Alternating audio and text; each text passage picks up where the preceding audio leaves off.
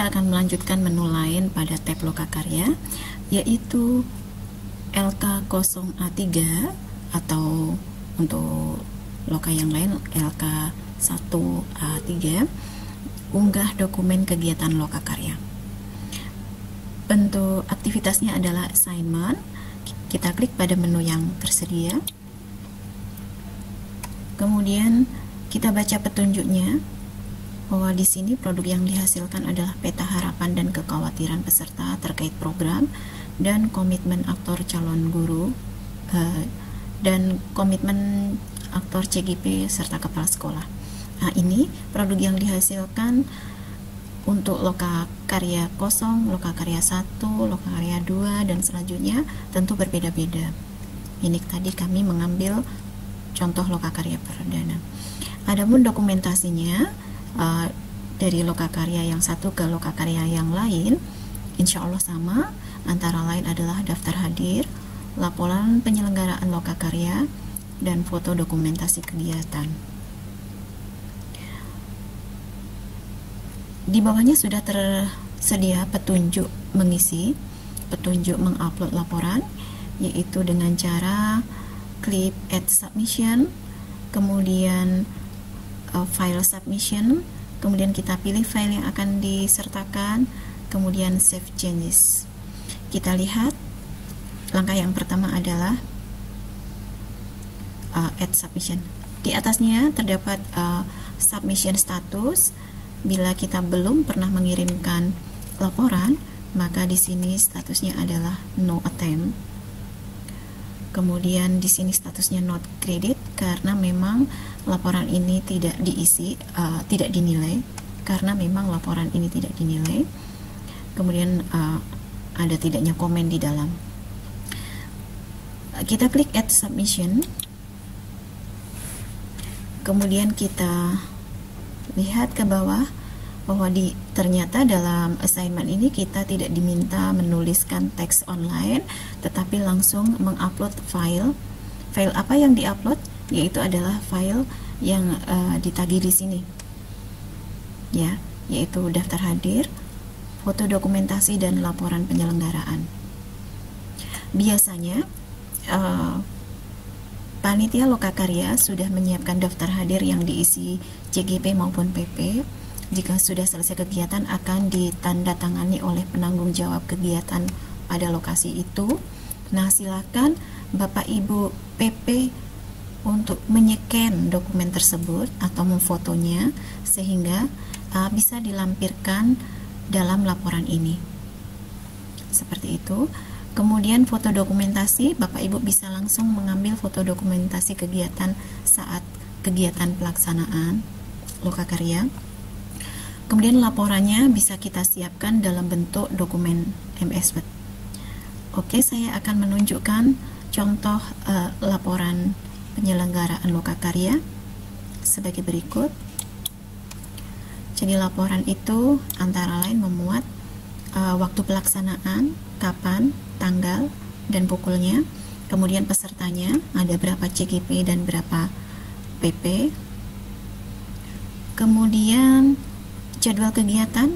Biasanya jadwal kegiatan ada tercantum dalam undangan, jadi bisa kita salin untuk kita lampirkan dalam laporan ini.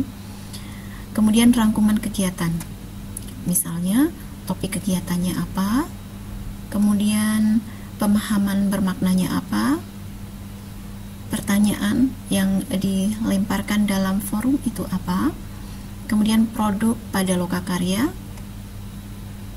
perlu dituliskan di situ, kemudian tujuan belajar. Jadi tujuan diadakannya Lokakarya itu terkait CGP, apa saja yang diharapkan, kemudian indikator keberhasilannya juga perlu dituliskan, serta dilampiri dengan refleksi. Nah, itu kemudian ditandatangani tempat dan tanggal kegiatan mungkin, atau tempat dan tanggal pembuatan laporan, serta ditandatangani oleh PP. Nah, dokumen ini disiapkan, disimpan, kemudian nanti dilampirkan pada LMS sebagai salah satu dokumen. Di sini saat melampirkan kita perlu membaca petunjuk bahwa maksimal file yang ukuran file yang dilampirkan adalah 400 MB. Ini ukuran yang lumayan besar, kecuali untuk video. Kalau untuk video ini kurang ya biasanya. Kemudian jumlah file yang bisa dilampirkan maksimal 20. Kenapa banyak sekali? Nanti akan kita lihat. Nah, bagaimana kita mengupload? Kita bisa drag ke sini atau bisa kita cari lokasinya. Ini akan coba saya drag.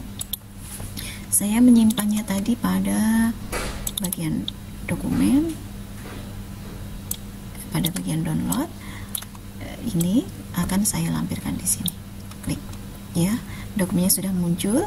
Kemudian nanti Bapak Ibu juga bisa menambahkan dokumen lain, misalnya daftar hadir, foto kegiatan, misalnya seperti ini ya.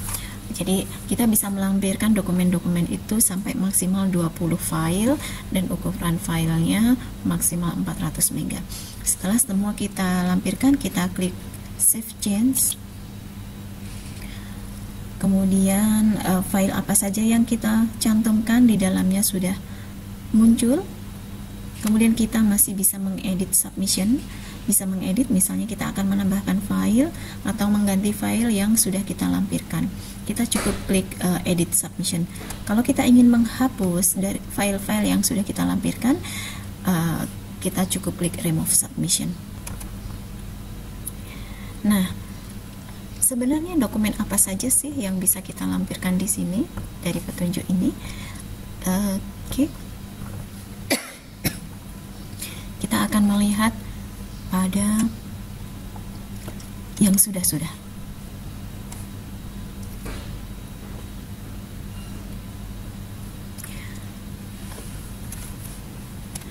Jadi Bapak Ibu pendamping, selain kita bisa mengecek apa yang sudah kita kirimkan, kita juga bisa melihat apa yang sudah diupload oleh pendamping lain atau pengajar praktik lain di kelas kita.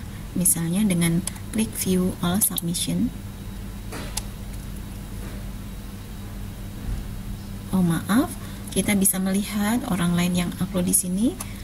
Apakah kita bisa mengeceknya? Kita coba kita cek apa saja yang diupload oleh teman-teman kita. Di sini yang diupload bagian kita adalah daftar hadir lokakarya, dokumentasi kegiatan lokakarya, kemudian laporan lokakarya seperti yang saya contohkan di atas. Kemudian kita juga harus mengupload produk yang dihasilkan oleh CGP. Nah, kita buat folder per CGP di sini. Misalnya CGP 1.